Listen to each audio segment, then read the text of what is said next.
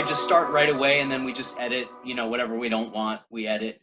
But we just, it wants it to be like a natural conversation. I think that's why people tune in. So we just kind of go. So you look great. There's nothing to be self-conscious about. But I do have to ask you, you're not wearing your red hat. You told Oh, me. my red hat. Does your red hat give you your mojo? I have all these red hat questions now. Well, I bet. So I'm not officially, I can't officially be in the Red Hat Lady Club. I'm a couple years away. But fun fact, now you don't even have to be 50 to join the Red Hat Lady Club. Have you ever heard of that? Do you know what I'm talking about? Have you ever seen a bunch of old women? Never heard of Red Hat Lady Club. But you sent me a picture of you in the red hat. Yeah, and I have to say, this is, oh, you cut out. I just lost it. Hang on. It's all right. My technical difficulties with the blonde. My phone's dying. It's just part of the being in the no idea zone. It's part of our no idea zone. We just incorporate these things into the no idea zone because we don't have any idea what we're doing, and we don't really have much of an idea why we're doing it. So don't worry. But I want to get to the red hat. So you sent me a picture of you in the red hat, and I can say to you confidently, this picture was sent before, by the way, ladies and gentlemen, for those of you who will be watching this, this was sent to me before any podcast Red Hat dialogue began. This was just a Red Hat friendly photo that she sent. And I can tell you with confidence, there was nothing that screamed old lady about the photo of Cristy B in the red hat. You are not going to show my Red Hat Lady photo, right? Okay. No, no, we're not going to show any photos of you unless you clear it, and unless now we might, if you want us to, you might want to send a red hat photo. Let's just make it clear. I was wearing more than just a red hat. So just for everybody out there wondering, it was not just a red hat. What's funny is that you volunteered that. Nothing was said about any other article of clothing or, yes, there was nothing. It was just your head with the red hat. It was not there was no other stuff going on. You asked for a picture for the Zoom thing. I thought, why not in a red hat? So you really don't know about the Red Hat Lady Club? No, gosh, I don't. For years, they all get together, and before any other groups and stuff like that, the Red Hat Lady Society or something like that, they all have these fancy red hats. They go out. They all have dinner. Like, I've waited tables my entire life. When the Red Hat ladies come in, there's 18 of them, 12 of them. I don't know how many, all separate checks. Everybody's drinking water. A couple will drink wine. 18 separate checks. Do they tip well? They,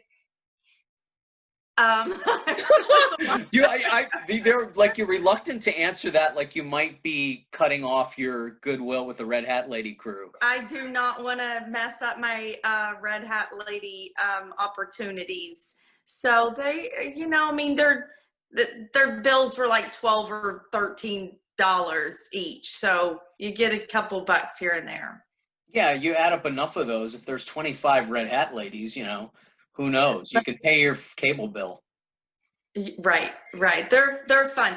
I would see them coming, and I would have to have my picture made. I've got a few pictures of me with a group of Red Hat ladies. I just thought it was so funny. So when you're 50 is when you can officially be a Red Hat lady. So you've got still about 12 years. Yeah, something like that. So you look good, and you're doing well down there. Everything's cool. Well, I'm doing well down here in Florida. So good. You're on. Tell us where specifically you're at, because you've moved since the last time I saw you. I moved 6 minutes away. Oh. So I'm in another town 6 minutes away. That's what I mean. What is the new town? Is it Palm Coast? I'm in Palm Coast, Florida. Yeah. So right near Flagler Beach. That's my beach right there. That's such a great part of Florida, It is. Now you have family somewhere here in Florida, right?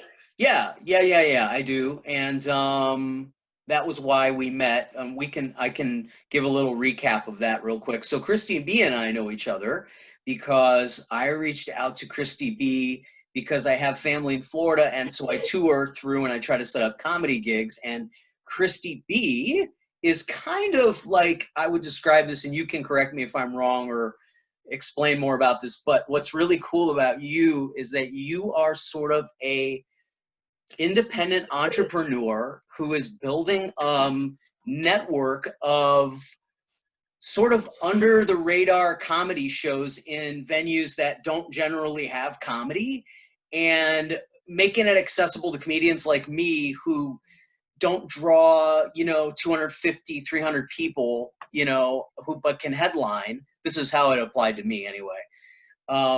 And are really like, really not from the world, like the comedy business, like not a corporate insider who worked for the Improv or some shit. And she's just cool. And so she's got all these cool comedy rooms in Florida, and they pay well, considering. And one I did was a juke joint, totally as I was describing, a juke joint. But tell us a little more about that while I get my water here. Okay, you get your water. So that would be a very long description of my job title if I had to write what you just said, what I do. That was a long way to describe it. But what are we talking about? Where we met, how we met, or what I do? What you do, I think I kind of, unless I got it wrong, right. I think no, that's, can I say that's it in a nutshell? Because it wasn't, that was very long. I do produce comedy shows in venues, some venues that may be struggling a little bit to bring people in. So I'll create an event, bring a bunch of people in to laugh and have a good time. So a lot of venues have a great clientele. They already have a stage, and I just go in, I'll book the talent and go in and produce a really great show. I had a great show last night at Breakaways in Flagler Beach. I've been doing shows there. I'm going on my 5th year, once a month. We always do it last Wednesday. And it's an outdoor venue, so we're socially distanced and safe. I had about 55 people out there, and that's the max of what I can, I squeezed them in a little bit, but we're outside. So great show. It was, I had a really great lineup. Like you, when I booked you, I'd never seen your set before. I was just like, oh, I hope he's funny. These guys, I've heard of them. They traveled from South Florida and came on and put on a great show. So there's 100 reasons why I do it, but last night I realized I'm always standing in the back, and I could see, I could hear people laughing, and I could see their shoulders. I could just see it. I could hear it. I just felt it. And I'm like, that's why I do this. When the person comes up to me after the show and they're like, I don't remember the last time I laughed like that, then that's it. So it's a lot of fun. It's a lot of work. Some of these venues, like I said, are struggling to get people in. So they're expecting me to bring 40, 50 people. They're not big rooms. I have some rooms that are bigger, but I do focus on smaller venues right now with the comedy circle I have access to. So okay, so that's cool. So that kind of leads me up to some follow-up questions about that, and I want to describe it as how it applies to me, because I'm the host. So this is interesting to me because you don't come, like, you started, you were a lover of comedy when you grew up. You loved Rita Rudner, right? Was that your hero? Rita Rudner is my, yeah. I remember.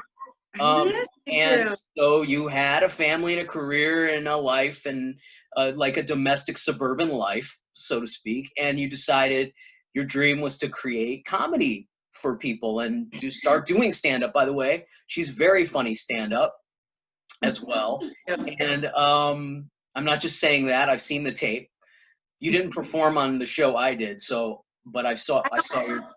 I don't really perform at the ones that I produce. I think it's weird for me. Sometimes I'll host, but I don't write a bunch of stuff. I'm sorry, I'm gonna have to reach up right here and do this little super inappropriate. There we go. Ow! You edit that out. No way, that's staying in. So, yes, you didn't see me perform comedy live. So I didn't see you perform comedy. You're right. So, but I did see your tape, and I know you're funny, and I think you're funny too. I had fun with you so how we met, I don't even know how we met. You told me that you somehow saw one of my flyers and you knew of a comic that was on there. So you're like, she must be legit. So you'd messaged me. We talked a few times. Is that right? Am I right or wrong? Yeah, you're reminding me of that now. I saw you had a comic who was a headliner out in New York who I knew was solid. So I was like, well, she must pay decent to get this guy in her room. So it made it like, okay, it's not just an amateur showcase with a headliner title and a featured title. This is a professional show. That guy probably had to come from wherever he lives because I know he doesn't live in Florida. So I kind of put the dots together. You know, I was like, okay, so let's see if this, I mean, that's a first thing. The second thing is going to be, does this person, meaning you, she doesn't know me. I know she's never heard of my comedy because most people haven't, unfortunately. But is she going to watch me and send her and be like, okay, this guy's good, he can headline? Or is she from the improv chain and she's going to be like, I never heard of this guy on Comedy Central. And so, you know, fuck him. And I'd rather bring in, you know, someone who I've heard of, you know, and I want to apply that to me and my 25 years in comedy.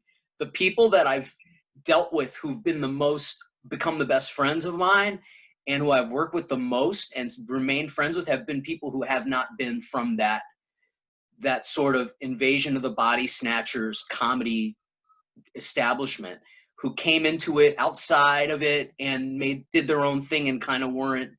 And that is a compliment to you, my friend. And I hope you always stay that way. And really, like, that meant a lot to me. I don't mean to get soft on you, but that was very cool to me because, and then we had, you know, I came in and I had some dates lined up and I had a sinus infection and the room we were doing in a smoky bar full of smoke. And I said, listen, I don't know if I can go up there and do this in that. I had been up there, by the way. I had been up there for 15 minutes and my eyes were watering and I was like blowing my nose like an old man. And so I don't know what you guys did in that room, but you got some fans going or something and I didn't have any problem. So it was really fun. You know, I know you were critical of your own show afterward, but I had a really good time. I could tell people had a really good time. And it was a great show. It was a great show. It was a great show. You did a great job. It was a lot of fun.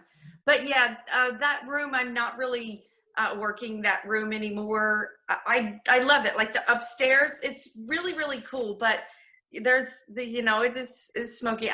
I put Jill Kimmel in that room once, and you know she did her thing, but you know, yeah, it is what it is. Some of my venues are different. They're all different, so go with what works. But that was funny because you were in your car, and I hadn't met you before, and it's like 15 minutes before you're supposed to, you know, go up on stage. I knew you were there, you know, we had messaged, but I remember getting in the car and you just were not well. I was like, I feel horrible. So you've got a sinus infection. Go in there in that smoky bar and make people laugh, right? Man, I mean, that's what you do. I wanted to do the comedy. I mean, I love comedy and I wanted to do the comedy. I think also what we did was we planned you or the girl, Shannon, the opener, one of you guys called me before it was my time to go on, so I didn't have to hang out in there. So we had a whole like very, you know, you kind of rolled out the red carpet for me considering. And we had a good time and it's a very memorable trip. Really memorable trip. Yeah. It is. We had a lot of fun. You're funny. And not just on stage, but, you know, I enjoyed talking to you afterwards and getting to know you a little better. It was a lot of fun. See, And you people, have that's what family here. happens. If you book me into your venue, all of you 25 people who watch this podcast, All you will, 25. you will have an amazing week. It will be like, look at her. She's so happy. So, you know where to reach me. Why are you people, you 25 old people who are out there not anyway? So Well, I had you booked in March, remember? well, we had complications. Or April or something like that. Well, we kept moving the dates around, and then the plague hit. Yes. And so, that was that. yeah, so that leads me to my other question, which, because I'm a California, or living in California, and everything is pretty much shut down in California. How is it? How have you adapted during this weird thing? And I know Florida's different because it's open, but it isn't. It's people are socially distanced, so you can't have everybody. Like, you can't fill, if it's a 200-seat venue, you maybe have 75 or 100 people. What is the how is that working, Cristy? Well, I was shut down for several months. You know, all my shows were canceled, and then I've just gradually gone back in, starting with the outdoor venues. I try to practice social distancing. In the beginning, I was out there with my measuring tape, making sure these tables are 6 feet apart, doing everything. But this is Florida, and people are just doing their thing. So Right. I'm doing the best that I can. With keeping everybody safe, but there's not a lot of knock on wood. I love it. You're so sweet. You're so you use such discretion, and you don't want to. I get it, and I'm sure the people watching this get it. And I love that you care. And obviously, there have been no tracing of COVID back to any event you have done. Thank God, knocking on wood, because that would throw a monkey wrench in everything. So, but what I'm asking is, I guess what I'm curious about is, so, okay, like a comic who's coming, like a headliner, right? And they're traveling a little bit or something. It's not as easy to get a comic to travel a distance to play a venue that's not going to have, not going to be able to pay them because they can only fill 30% capacity or 50% capacity. So do you have to get comics who are more local for these shows now, and how is that working? That's what I've been doing. There's a really great group of comics in Orlando that I utilize. Some really, really great headliners, Jacksonville. So a lot of them are willing to travel. I don't split the door, so they know what they're going to get paid. Even if I have to go to the bank and get it. And you know that, like, if I don't sell enough tickets, my comic's still getting paid. It's not their fault. I do the best I can. Some shows I don't. Some shows are going to cost me a little bit if I don't sell enough tickets, but it's not going to cost them. This is what I'm going to pay you. That's it. Regardless if there's 15 people or 500. Well, not really. Like, that's really pushing it there. Okay, so I saw you. I want to say because sometimes I voyeur in, I peek in, or you show up in my news feed or social media. I feel like you may have been producing a backyard comedy show. Did you do something in someone's backyard and set up a stage? I feel like you built a stage somewhere. Am I mistaken? Backyard comedy. Man, I must have been drinking a lot that night. This is some months ago. I mean, this is I think when everything was really locked down, maybe 7 or I don't know how long ago. I don't recall doing a backyard comedy show. You built a wood stage for some outdoor comedy show. I do have a wood stage. It looks like an upgraded palette. I do have that, which actually one of my good friends just repaired. last night. So I do have that. Now, Breakaways, where I was last night, it's an outdoor venue. I call it my comedy dome. It's beautiful. It's got lights. It's adorable out there. I did open some rooms in Tennessee. Oh, if right. you can believe that. So I've got, and one venue there was outdoor, which was great. I did a couple of shows there, and this was, goodness, I mean, like August and September. So That we were might just be kind of, that might be what I was thinking of, actually. That might be what I was thinking of. It might be Tennessee, because I did see that. And you're originally from Tennessee, correct? originally from Tennessee. So I've got my rooms here in Florida, and then it's been my dream to try to get back home, but like if eventually I'll be a snowbird, I guess, wearing my red hat, I'm sure. But I want to be in Tennessee. My family's there, and of course, I want to be here in Florida. So I'm trying to create a position for myself there. I've done 4 shows up in Tennessee. The first 2, extremely successful, sold out shows, great comics, everything. My comics are always great. The last 2 shows, it was an indoor venue. And it was like a high school reunion, like all my friends were there supporting what I'm doing, but it's taken a little bit more time to get the word out, what I'm doing. Plus, again, it was an indoor venue. Some work, some don't. Like if I can't build a room there, then, I've got another spot that's going to be perfect.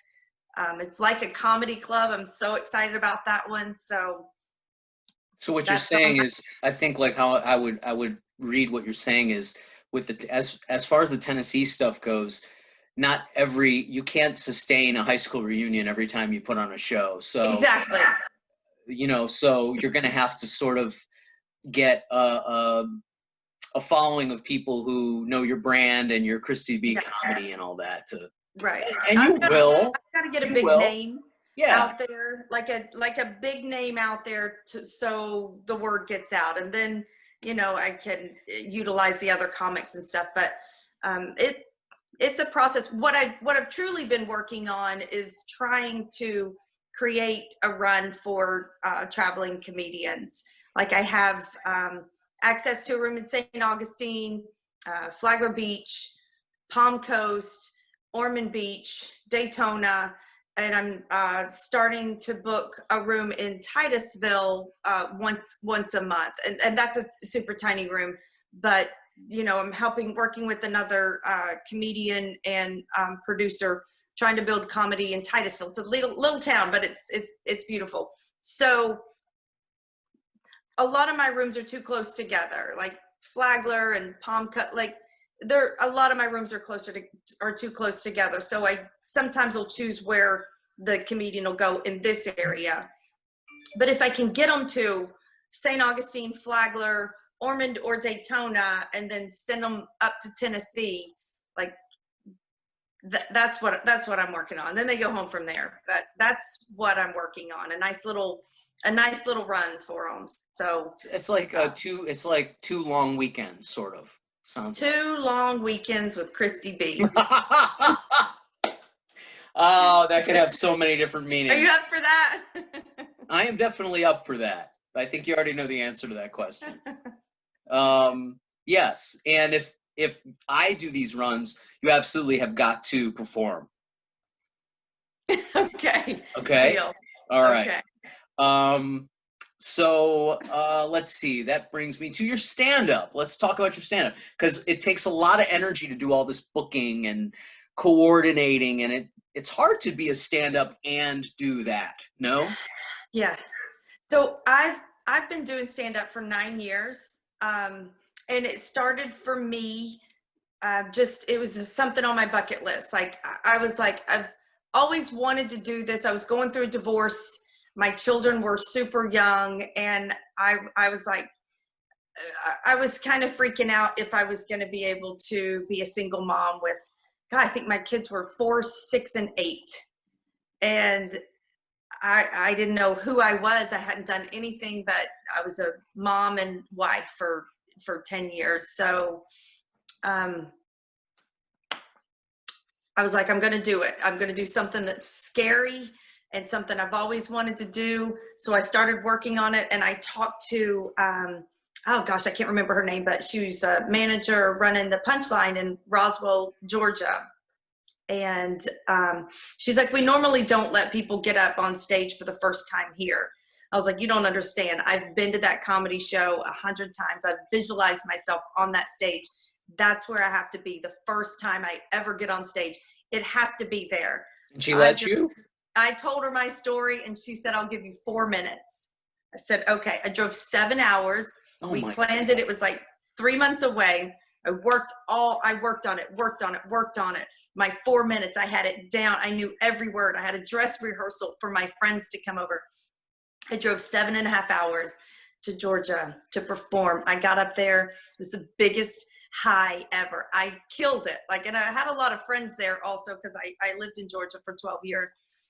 And I killed it. And I was like, I can't wait to do it again. They booked me again. She gave me 6 minutes. Oh, I know where this is going. I went back with a big head and like, watch me go. And I got up there. The light shined on me. I didn't know where to start. I looked around. I saw one of my friends, and their face was like, they knew. I didn't know. I bombed. It was horrible. It was horrible. I drank too much before I got up there. It was terrible. I cried all night. It was awful. And I said, I'll never do it again. It took me a year before I would do it again. So my friends here in Florida were like, why don't you go to Jackie Knight's Comedy Club in St. Augustine? They're having a competition. Get up there and do your 5 minutes. So I entered the competition at Jackie Knight's, had 60 friends out there coming out to support. And I won the competition. Of course, it's audience participation, and there were 70 people there and 60 were there for me. So I won, and I didn't stop. That's when I started booking in Flagler Beach. So I'm actually going to be at Jackie Knight's on the 8th and 9th, and I will be performing. Okay. I'll be doing all my stuff. I'm featuring 8th and 9th at Jackie Knight's Comedy Club, and that's in Flagler Beach. St. Augustine. Excuse me, in St. Augustine. So those of you who are in the St. Augustine area on the 8th and 9th, you've got to go see Cristy B at the Comedy Club at Jackie Knight's Comedy Club. Yes. So that's part of what we do. I don't know that there's anybody. You just plugged me. I plugged you. Thank you. Wow. A lot of double meaning here on the podcast. A lot of, that's what comedians do. We don't even mean to do it. Sometimes things like that slip. So, yeah. So what are you thinking? What am I thinking? Your mind is wandering somewhere. I went to the wrong place. This is the first podcast I've recorded for the second season. You're my first. I've had a month and a half break. So yeah, you're first. You never forget your first. Never forget your first. That's true. So I don't know if your podcast is going to come out on the first episode. We might wait. I don't know.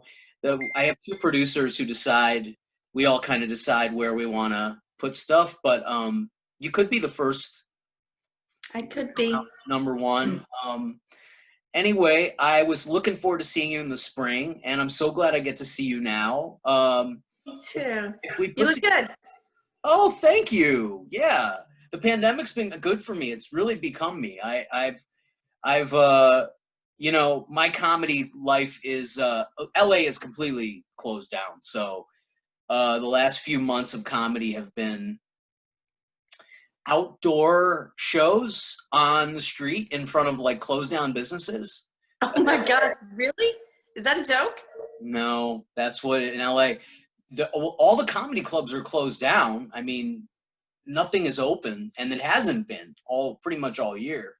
So I think they opened up the Comedy Store for a minute for a month or 2, and they had outdoor shows. But no, that's what it is. So my issue with Florida is if I go to Florida, I have family, and they're all kind of high risk. So I can't be going and touring and then go see the family. So I could come just to do comedy and do your run and maybe put some other stuff together, but I couldn't go see my family.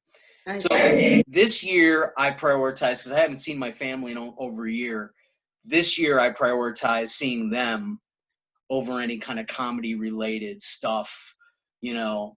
So that's kind of where I'm at. But I have this podcast landed in my lap, which is great. And I'm still writing, and I have my writing gigs going on, and you know, life is not bad. I live right on the beach. You know, I can't. I'm pretty blessed considering how bad it is for a lot of other people. You know. Yeah, I can imagine. I'm very happy for you. I know you've been busy. Oh, Got a lot of stuff going on. I've got a lot of stuff going on. How do you know that? Well, I would check in on you from time to time as well. Oh, okay.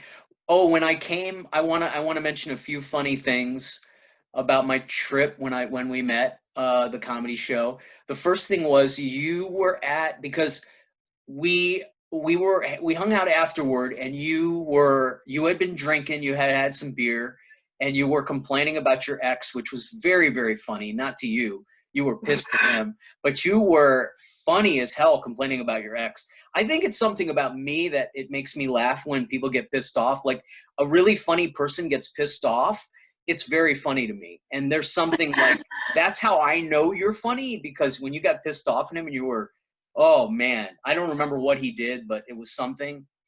There's, And there's no telling. there's no telling. But the other thing was is that I told you, oh, you know, I make films and I write, and I don't think you knew that. And we sat down and watched Yoga Ho, which is my little movie, right? Yeah, And I love that. you loved it so much, and I kind of, you know, it gave me. That cracked me up. Like that was really, really funny. You should put it on the thing. That was really, really funny. I Well, love it. it's getting protested now because, Why? well, because of the sexual nature of it, like the sexual comedy of it. Oh, It's not. yeah. This is not like the '80s. I'm kind of, you know, my comedy, and I'm not saying in the most of the country loves what I do, but especially in California, there's a lot of I guess I would call them censorship liberals. Like I think they're offended by me doing sexual comedy. I don't think if someone else was doing it, it wouldn't. But because it's me, it's, you know. So I've been protested about that movie a little. So I actually took it down, and made it private, so I can still show it to people. But you know, the way we viewed it, it was a private link. The way I showed it to you, so that's why. I don't know if that. I don't. You don't run into that at all, do you? What do you mean? The kind of people who get offended or would be offended by something like that.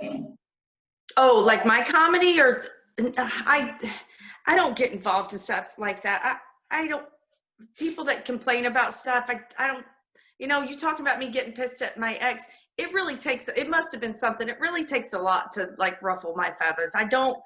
Nothing bothers me anymore. I just don't. People get irritated about stuff. Everybody's complaining about stuff. I shut my ears. I don't get involved in that. I don't know. I don't have anybody.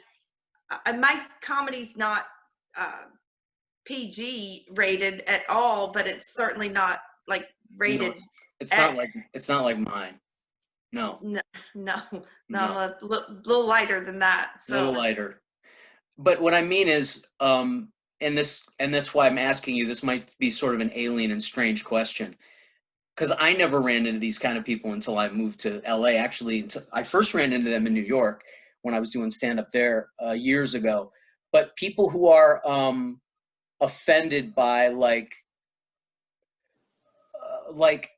my little movie offends people. It bothers people. It bothers certain kinds of people. You wouldn't run into anybody if you showed that movie to your friends. They would not be offended by that, is what I mean. If you show that movie to people, you know.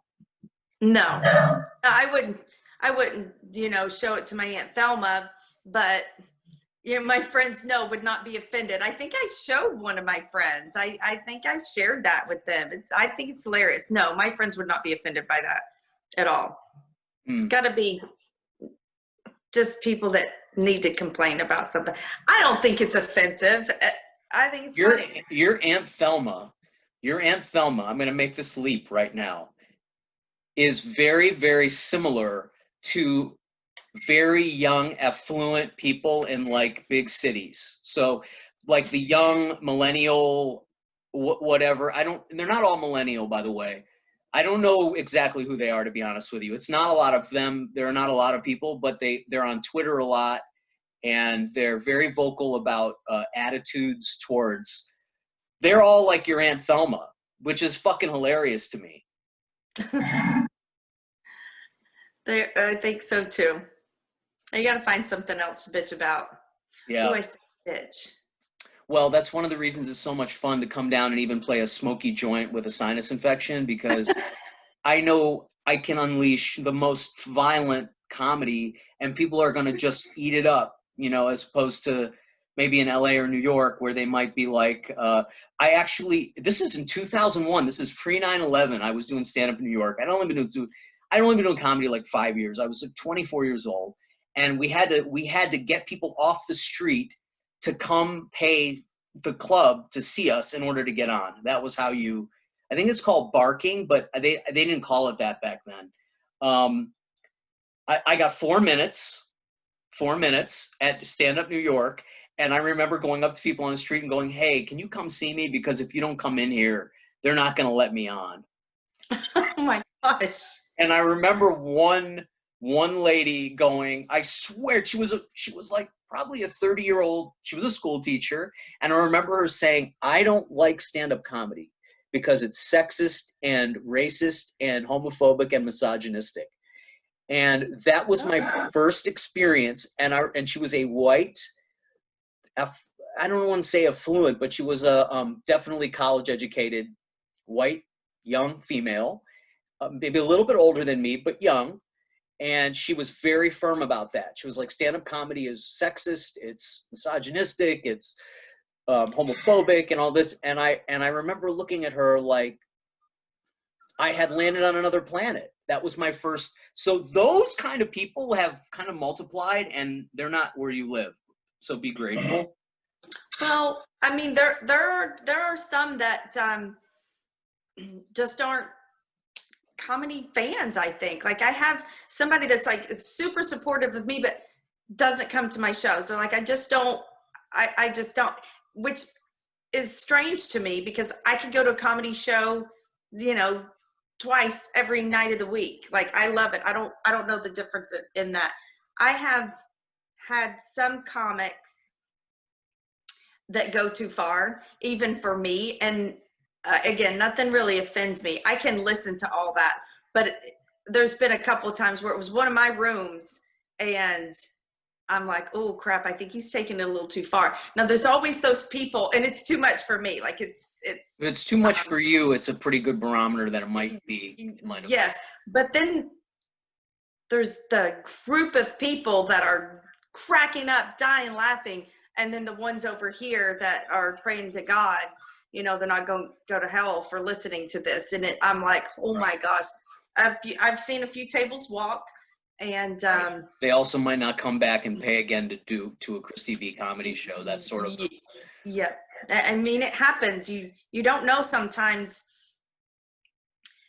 when you're up there, or a headliner is up there. I imagine, you know, when you're reading the crowd, sometimes you just take it a little too far, I think. Or you've got this group of people that's kind of encouraging it, and you're like, I'm gonna take it to the next level and take it to the next level. And again, like I said, the other group of people they're not digging that. So but this is interesting that this is all a learning experience for you in this business. Basically, that's how you have to kind of, right? Like look at it.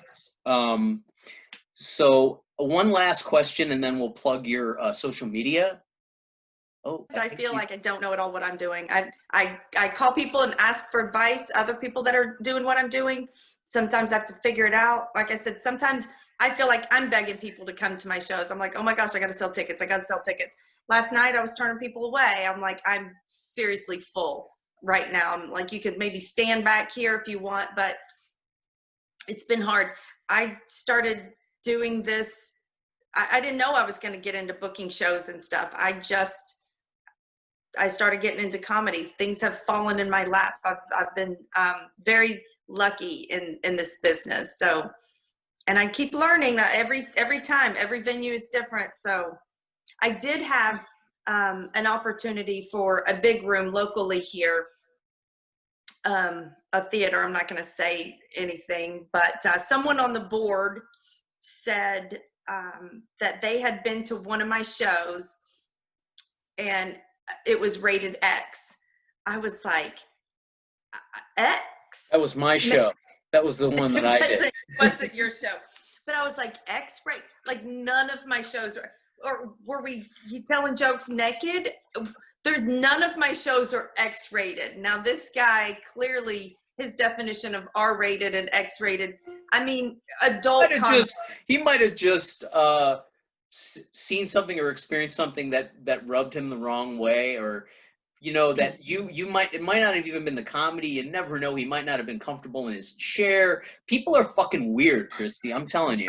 I know, but because of that, I didn't get that room, and but everything happens for a reason. I didn't cry about it or anything, but I would like to know, like, what it was or who it was that I'm just curious, like, is it something I can, but X-rated? I don't want anybody going around saying my shows are X-rated. Maybe I do. I don't know. Maybe I think you do. Yeah. Maybe do. I do. I come to my X-rated show. This is the climate where you want to get a reputation for X-rated being comedy. an outlaw, a comedy outlaw. I have one last question for you, and then we'll plug your social media, because I think we been on an hour? I have no idea. This has been good. This is a good. You've been like my training wheels to get me back in the saddle for my podcasting. First. Yeah, my first of the second season. That's right. So the big comedy clubs, right? Have they been affected? Like in some way, I get this picture in my mind that the smaller independent rooms like yours have benefited from this weird year, and the bigger rooms have really taken a hit, meaning they can't operate the way they used to, and you guys might have an opportunity to sort of grow and push them out a little bit. What do you think? Well, I certainly don't want to get on here and say, yes, I'm going to grow and push out the big comedy clubs. Absolutely not. But it was beneficial to me because I was working smaller venues, and that's what we had to do. I was just at the Improv a few weeks ago. They've got everything. They've got the sneeze guards up on the different levels. They have everything measured out. They had a full house. I did a little set there I took a writing class because I was, in a rut. And I took this writing class, and it was our graduation ceremony. We got to do 5 minutes at the Improv. They were a full house, but they do have everything measured out. So they're back in order there. I don't know. There's Bonkers in Daytona. I went to a show there. Full house. They probably had 200 people in there. This was a few weeks ago. So they're measuring things out. They're getting it back together. So, which may end up hurting me. I don't know, with my little rooms, but. Well, I'm kind of cheering for them to go out of business and you to boom. But you don't have to be on the record for that here. Okay? So I want you to tell me really quickly tell me all of your rooms that are coming up, not just your stand-up, but tell me some of the rooms that people can come and visit and check out where they're going to have comedy in your area, and all of your social media handles so people can follow you on everywhere. Okay. God, I wish I brought my calendar. I have a big month. So let's see. Thursday, January 7th, Flagler Beach at the Anchor. Friday and Saturday, January 8th and 9th, Jackie Knight's Comedy Club. That's where I will be featuring. Oh my gosh. Where am I going to be? Titusville. Crap. I don't have my calendar. Why don't you just grab your calendar real quick? Oh, well, that wasn't so hard. It's there. No, this isn't my calendar. Hang on. I should have given you I should have been more prepared. Well, it's all right. I wasn't prepared either, so. We'll just edit this out, right?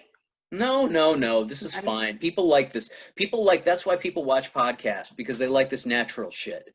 They like people doing natural shit. I think people are tired of movies and TV and overly produced fake stuff. So they like watching Cristy B get up, go over, grab her purse, rummage through it, pull out a couple of fucking things, maybe an old half a burrito that was in there from. It's my comment. It's my new calendar for 2021. There it is. And it's when you plant positive thoughts, anything is possible. And it's got all these. That's so contrary to being funny. I know. It's got all these beautiful, beautiful thoughts. Okay, here we are. What is that? Oh, okay. Sorry, I was looking at my calendar. I didn't know. Okay, so we were on January. We were after Jackie Night. You after Jackie Night, January 16th in Titusville at Old Bank Tavern. It'll be my first show there. I'm working with another producer. Tonight, guess what I'm doing? I'm emceeing and bringing Tiffany, the pop star, 80s pop star Tiffany. Oh yeah. You became friends with her. You went and saw her, didn't you? Yeah. She's actually really, really cool. A lot of fun. She fell in love with Flagler Beach. She's got a gig at the Anchor tonight where I'm going to be doing a show on the 7th. And so I'm going to get up and just maybe tell a few jokes and stuff like that and then bring her up on stage. So wow, that's cool. You have to get that on camera. Super excited about that. So then let's see. I have the 26th at Breakaways where I was last night. It's normally last Wednesdays, but next month it's going to be last Tuesday. And that's the outdoor place. That's the outdoor. And that's in Flagler Beach also. And then I have on the 27th at 31 Supper Club. This is a great room in Ormond Beach. Hey, sell tickets, whatever you got to do. So at 31 Supper Club, that's where I will be. And then like the same night, right across the street at Ormond Garage. So it's 2 shows in one night. So boom, kill it over here. Everybody will be ready. That's my first time doing that. So instead of trying to flip a room, we just have everybody set up and waiting. I'm excited about that. And then back at the garage, Ormond Garage, on the 28th for another show. Well, is that all of January? That's all of January. Okay, let's stop there. Let's stop there. Okay. Let's stop there. We go in February, March? My birthday is January 14th. My birthday is January 14th. So make sure you write in there some good thoughts, whatever the good thoughts for January 14th are. I will. Yeah. So we got to get you in my calendar. We will this year. We will definitely. Okay. For sure. Okay. We will. So your social media handles, go through so people can find Cristy B Comedy everywhere on the internet. Cristy B Comedy. Snapchat. Just kidding. I don't have Snapchat anymore, but I do like to say TikTok. Do you have a TikTok account? I did. Oh my God. I did. Who didn't during the, I watched TikTok for a long time. I got on there and did a few things. And then I woke up the next morning and I was like, oh my God, I was drunk on TikTok. And I was like, well, everybody else was. It was just, I took it down. It was not. Yes, there's a TikTok out there of me somewhere, but I don't really get on there anymore. So, what else? Cristy B Comedy on Facebook. Like, I'm 48 years old. So of course I'm a Facebooker, that's what it is. So Instagram. I've got Instagram. Yep. The only thing I do on Instagram really is post my flyers. I got to have somebody. I just hired somebody to start running my social media and stuff. And it's funny, my friends will call me and they'll say, I know you didn't post that because everything was spelled properly and the commas were in the right place. And so I told her she's going to have to start messing up a little bit because everybody knows it's not me when she posts stuff. So Facebook, Instagram, what else have I got out there? I don't know. Mostly, what else? That's it, I think. Okay, but if someone searches Cristy B Comedy on any of these apps or sites, you're the only Cristy B Comedy they're going to find. C-R-I. I've got a website. C-R-I-S-T-Y, Cristy B. Yeah. CristyBcomedy.com. How Well, about that? do you have a website? I have a website. CristyBcomedy.com. Perfect. Yeah, that's it. That's So it. check out her website, check out her social media, join her social media, go to her shows if you're in the area, and keep an eye out for me doing some Cristy B Comedy shows later in 2021. And oh yeah, we will be performing together. I'm in your room, in the spare room right now. So, Okay.